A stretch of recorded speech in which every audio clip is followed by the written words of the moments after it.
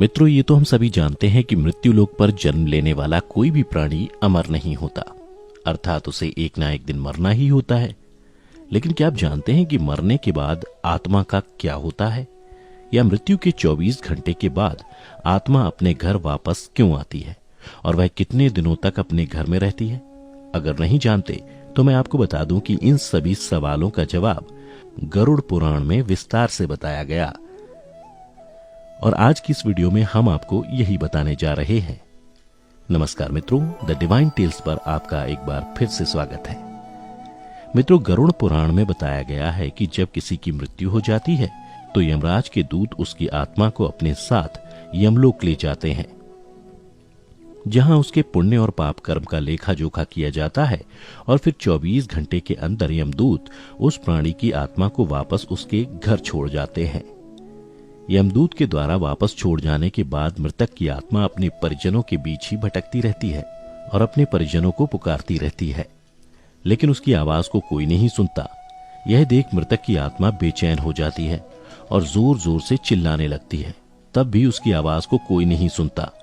इसके बाद मृतक की आत्मा अपने शरीर में प्रवेश करने की कोशिश करती है,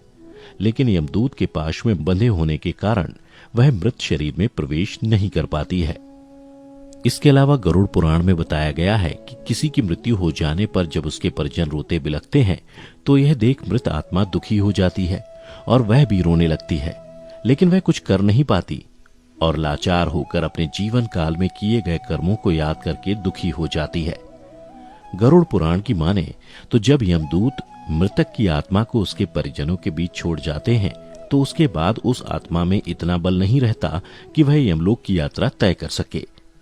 गरुड़ पुराण के अनुसार किसी भी मनुष्य की मृत्यु के बाद जो 10 दिनों तक पिंडदान किया जाता है, उससे मृत आत्मा के विभिन्न अंगों की रचना होती है, और फिर 11वें और 12वें दिन जो पिंडदान किया जाता है उससे मृतक की आत्मा रूपी शरीर का मांस और त्वचा का निर्माण होता है, और जब 13वें दिन 13वीं की जाती है तब मृतक के नाम से जो पिंडदान किया जाता है उससे ही वो यमलोक तक की यात्रा तय करती है। अर्थात मृत्यु के पश्चात 13 दिनों तक जो मृत आत्मा के नाम से पिंडदान किया जाता है उसी से आत्मा को मृत्यु लोक से यमलोक तक जाने का बल मिलता है।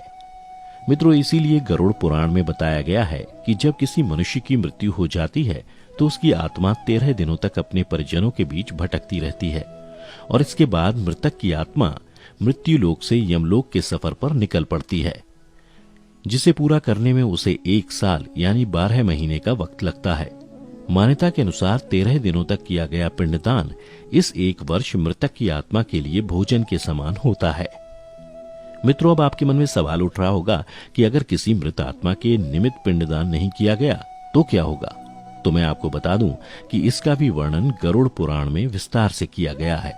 जिसके अनुसार जिस मृतक आत्मा के नाम से पिंडदान नहीं किया जाता है उसे 13वीं के दिन यमदूत जबरदस्ती घसीटते हुए यमलोक लेकर जाते हैं,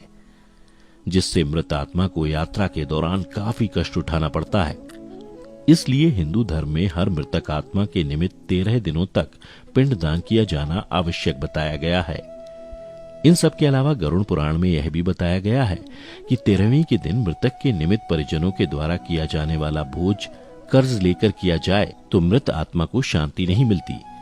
मृत आत्मा को इन बातों का बड़ा ही कष्ट होता है और मन ही मन सोचता है कि काश मैं अकेले ही ये कष्ट भोगता। साथ ही गरुड़ पुराण में यह भी बताया गया है कि जो मृतक के परिजन को कर्ज लेकर भोज करने को मजबूर करता है, ऐसे इंसान को यमराज कभी भी क्षमा नहीं करते और उसकी मृत्यु के बाद उसे कई तरह की यातनाएं देते हैं और फिर उसे वापस मृत्यु लोक में भेज देते हैं।